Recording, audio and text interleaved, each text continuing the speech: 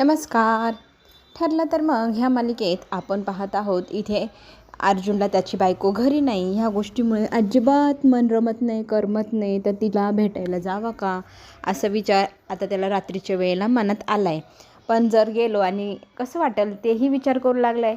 पण जायला तर हवं, कारण आठवण तर खूप येते आहे आणि सिनियरचंच घर आहे. सिनियर काय घरी येईल जा असं म्हणणार नाही, तर आपण तिथे कधीही जाऊ शकतो, आपलंच घर असा विचार करत तो आता तातडीने बॅग पॅक करतो आणि थेट जाऊन पोचतो सिनियरच्या घरी.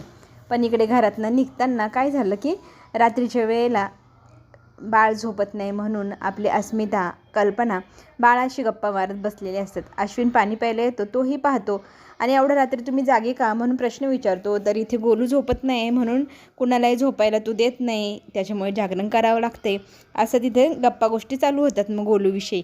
तितक्यात अर्जुन एवढ्या रात्रीचा बॅग घेऊन कुठे निघाला आहे म्हणून प्रश्न सगळ्यांना पडला आहे. तर तो तिथे खोटं नाटं उत्तर देऊ लागतो.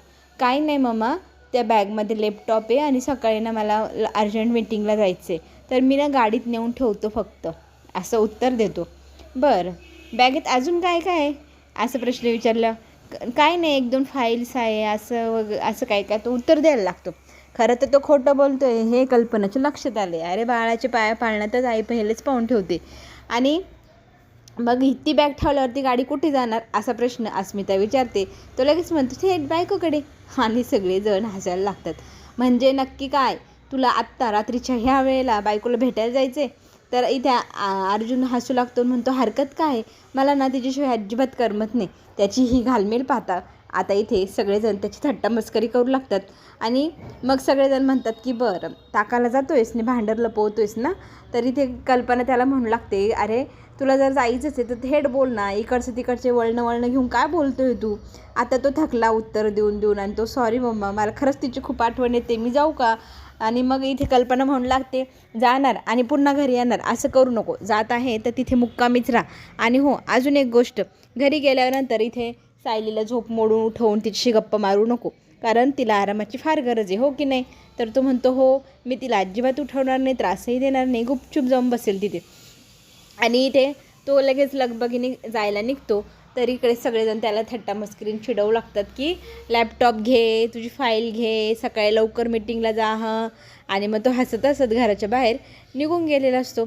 इकडे मात्र सायलीच्या उशाला बसून प्रतिमा तिच्या डोक्यावरनं मायेने हात फिरवत असते आणि रविराजही फिरवत असतो हात. आणि म्हणू लागतो की खरंच झोपल्यानंतर किती शांत दिसते, तिच्या मनात किती काहुरे, किती गोष्टी लपवून ठेवल्या तिने, कधी कुणाशी मनमोकळेपणाने बोलत नाही.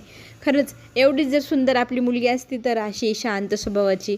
आणि प्रतिमा लगेच म्हणते, इतक्या वेळ मला सांगतात की तन्वीची आठवण काढू नको आणि सायलीला पाहिल्यावर तुम्हाला तन्वीची आठवण येते आणि माझ्यापासून लपवून ठेवतात आणि मला म्हणतात की घडी घडी आठवण काढू नको.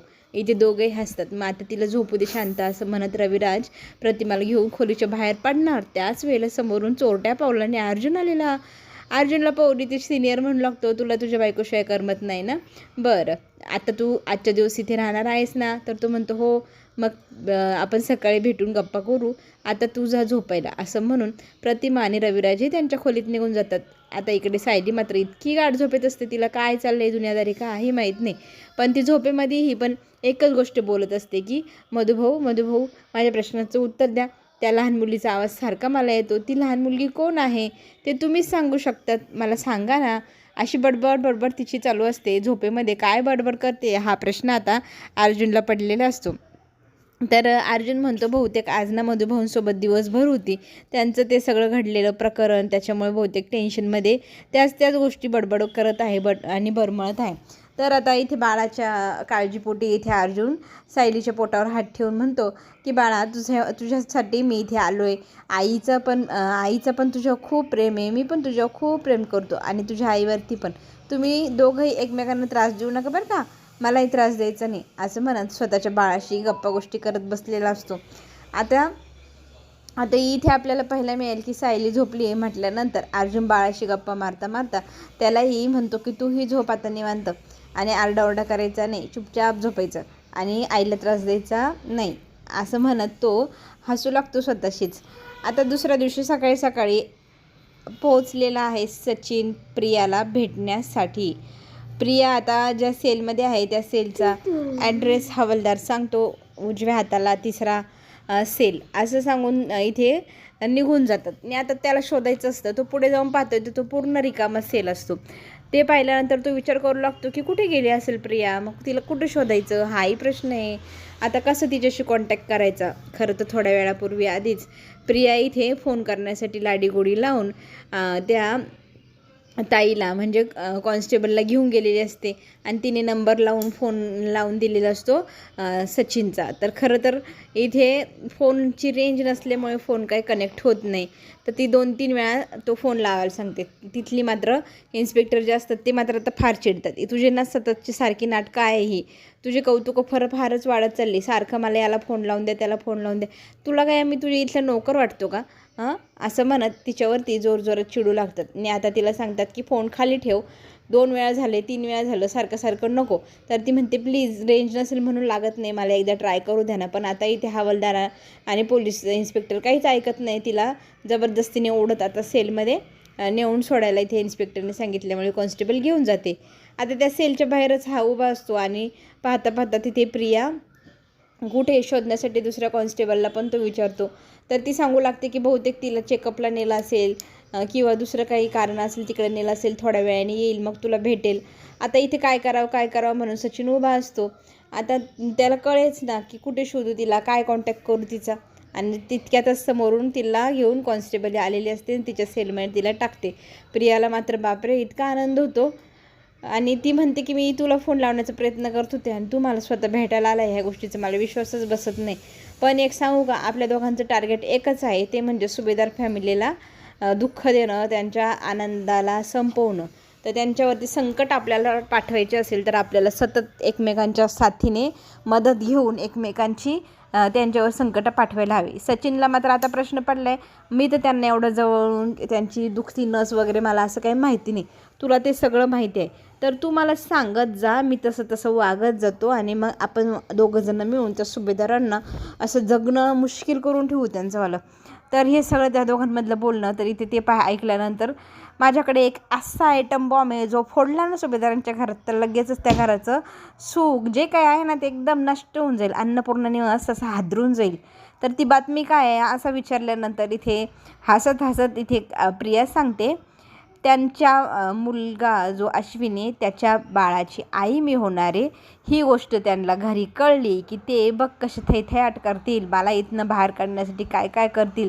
त्यांच्या घरावर तर इतका मोठा बॉम्ब, इतकं मोठं दुःख संकट कोसळेल ह्या गोष्टीच्या विचारानेच त्यांना कसं होईल, त्यांचं बाळ इथे जन्माला येणार ह्या गोष्टीने कसं वाटेल, ते मला बाहेर काढण्यासाठी नक्की प्रयत्न करतील.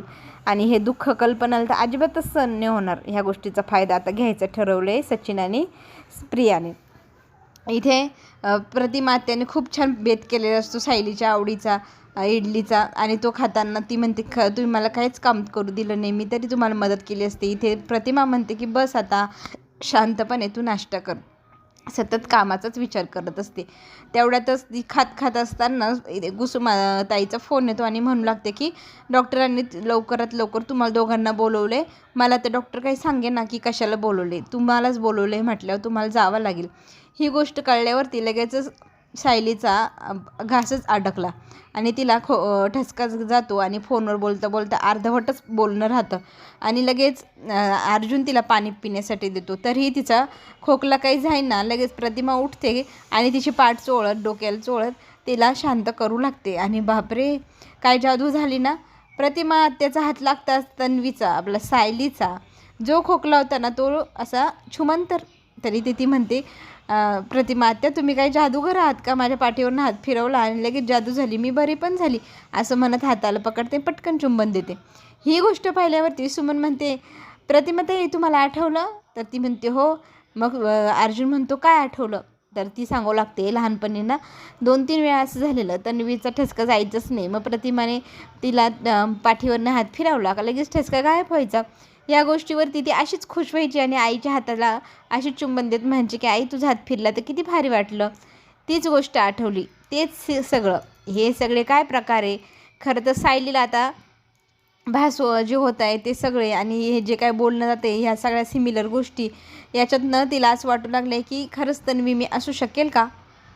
पण आता इथे मधुभाऊंची काळजी वाटत असल्यामुळे लगेचच सायली सांगू लागते की मधुभाऊंना हॉस्पिटलमध्ये भेटायला आपल्या दोघांना बोलवले आणि डॉक्टरांना काहीतरी सांगायचं पण आहे, तर आपल्याला तातडीने लगेच निघावं लागेल. प्रतिमा म्हणते पहिले नाश्ता पूर्ण कर मग जा. तर इथे माझं झालं आहे असं म्हणत लगेचच सायली घाईगडबडीने निघते, कारण तिने इतकी घाई झाली मधुभाऊंला भेटायची. तिच्या कितीतरी प्रश्नांची उत्तर मधुभाऊंकडेच मिळणार आहे, तर ती आता त्याच्यासाठी प्रयत्न करताना आपल्याला पाहायला मिळणार. इकडे मात्र प्रेग्नन्सीची न्यूजचा मोठा बॉम्ब हा सुभेदारांच्या घरावरती स्वतः सचिन जाऊन टाकणार आणि ह्या गोष्टीचा आनंद तो लुटणार. त्यांच्या घरावर येणारे संकट सचिन स्वतः घेऊन जाणार आहे. त्या संकटाला सायली आणि सुभेदार फॅमिली कसे फेस करताय हे पाहणं खरंच खूपच रंजक ठरणार. आता आपल्याला पाहायला मिळते की मधुभाऊंना काय झाले हे बोलण्यासाठी डॉक्टरांनी बोलवलेलं असतं अर्जुन सायलीला. तर ते गेल्यानंतर डॉक्टर सांगू लागतात की आम्ही डिस्चार्ज देतो आहे तुमच्या पेशंटला. अर्जुन इथे लगेच खवळतो, तुम्हाला पेशंटची काळजी घेता आली नाही, काल जो प्रकार घडला त्याच्यानंतर लगेच तुम्ही पेशंटच्या डिस्चार्जचे पेपर देत आहेत ना, अंग काढून घेत आहे, लगेच पेशंटला घरी काढून देत आहे ना. मला कळते तुमची जी काही प्लॅनिंग आहे ती, म्हणजे जबाबदारीच नको पेशंटची तुम्हाला. तर इथे डॉक्टर म्हणतात प्लीज शांत व्हा, मी काय तुम्ही केस करणार म्हणून घाबरलो आणि लगेचच ही फाईल तुमचं पेशंट घरी काढून देतो आहे असं काही नाही. मी सगळे रिपोर्ट्स काढले, त्या रिपोर्ट्सनुसार मी बोलणार आहे ना. अर्जुन मात्र खवळलेला असतो. आता सायली त्याला शांत करते. डॉक्टर पण समजूतदारपणे समजावून सांगतात, मी खूपदा पाहिलं आहे की पेशंटच्या नातेवाईक इथे आले की पेशंट खूप आनंदी असतं आणि रिस्पॉन्स देतं. पेशंटचे फॅमिली मेंबर्स नसले की पेशंट पुन्हा एकदा अनकॉन्शियस होऊन जातं. तर आपल्याला एकच पर्याय आता ह्या सिच्युएशनमध्ये दिसतो आहे, तो म्हणजे त्यांना आश्रमात नेणं, त्यांच्या आजूबाजूला त्यांची माणसं असणं. त्यांच्या माणसं असले की ते लवकर बरे होतात, हा माझा विश्वास आहे. त्याच्यामुळे आता तुम्ही तुमच्या पेशंटला घरी न्या, त्यांच्या आवडीच्या ठिकाणी तुमच्या आसपास राहिले तर ते लवकर बरे होतील. तर सायली अर्जुनमध्ये पण ह्या विषयावरती चर्चा होते आणि त्याला पटतं आहे अर्जुनला. अर्जुन डॉक्टरांना सॉरी म्हणू लागतो की मी जरा उतावीळपणे तुम्हाला खूपच फडफड बोललो. तर सायली आता म्हणू लागते की आपण त्यांना आश्रमात घेऊन जाऊ. अर्जुन म्हणतो का आपल्या घरी नेऊया ना त्यांना, त्यांची काळजी आपण चांगली घेऊ. पण ती म्हणते नाही, आश्रमात सगळेजण त्यांची जवळची माणसं, जवळचे छोटे छोटे मुलं, त्यांना पाहून ते लवकर बरे होतील. इकडे अस्मिता मात्र इंटरव्ह्यूला जायला निघते. तिला असं झालं घरी काय सांगू आणि काय नाही, कशी बाहेर पडू, मग मला काय सांगू आणि माझ्या स्मितला कोण सांभाळेल. सायली पण नाही आहे. सायली जर असते तर तिला सांगून बाळाला तिच्याकडे ठेवून गेले असते, पण तिचं पण आराम करणं गरजेचं आहे. आता काय करावा, कसं घराच्या बाहेर पडावा, कोणाची मदत मिळवावी आणि इंटरव्ह्यू तरी कसा द्यावा. इंटरव्ह्यू नंतरच घरच्यांना ती सांगणार की तिला नोकरी करायची, तोपर्यंत काय बहाणं मारावा हेच तिला कळेना. बाळाला सोडून सांगितलं कल्पनाने कुठेही जायचं नाही. मग आता हाही प्रश्न तिच्यासमोर उद्भवला आहे. आता इथे सायली म्हणते की मी दुपारपर्यंत मधुभाऊंजवळ थांबते, मग त्यांना घेऊन आपण थेट आश्रमात जाऊ. अर्जुन मात्र ह्या गोष्टीला नकार देतो. भरपूर वेळ आहे, तू इथे वेळ वाया घालू नको, पहिले तू घरी जा, आराम कर. मधुभाऊ घरी गेले, त्यांना आश्रमात मी घेऊन गेलो की तुला घ्यायला येतो आणि मग तू मधुभाऊंना निवांत भेट आणि बोल. पण आत्ता बाळाच्या बाबतीत मी आणि तुझ्या बाबतीत मी अजिबात काही ऐकून घेणार नाही, आराम सगळ्यात जास्त महत्त्वाचं. सायली मात्र इथे रागवते, प्लीज मलाही राहू द्या ना. आता कुसुमताईलाही फोन करून अर्जुन तयारी करायला सांगतो, मी मधुभाऊंला घेऊन आश्रमात येतो आहे. तर तीही तिकडे लगबगीने जाऊन सगळी तयारी करून ठेवणार. सायलीला मात्र काहीच काम नाही करू देते. अर्जुन ह्या गोष्टीचा राग येतो. तर इथे अर्जुन म्हणतो की तुला दिवसातनं 15 वेळा आजकाल माझा राग यायला लागला आहे, जेव्हापासून प्रेग्नेंट तू आहेत.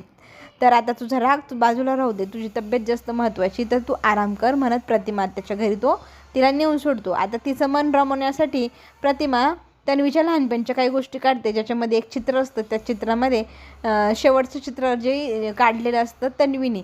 आता इथे ते पाहिल्यानंतर सायली म्हणते हे सेम चित्र मधुभाऊंच्या आश्रमाच्या भिंतीवर काढले, मग ते आणि हे एकदम सेम कसं. मग तिला आठवतं की हे चित्र कोणी काढलं असू शकतं. मग इथे ती कुसुमताईलाही विचारते हे चित्र नक्की कोणी काढलं आहे. तर कुसुमताई सांगते मधुभाऊंनी सांगितलं, तू लहान होती ना जेव्हा इथे आश्रमात आली तेव्हा तू असलं चित्र काढायची नेहमी, तर हे तू काढलेलं चित्र आहे. हे पाहिल्यानंतर आता सायली विचार करू लागते आणि तिला ती छोटीशी मुलगी पण दिसू लागते. तिला प्रश्न करू लागते सायली, आता कोण आहेस तू, सांग ना मला. आता पुढे जो ट्विस्ट तो पाहण्यासाठी सगळेजण तयार राहा. आपण पुन्हा भेटूया, तोपर्यंत घेऊ छोटीशी विश्रांती.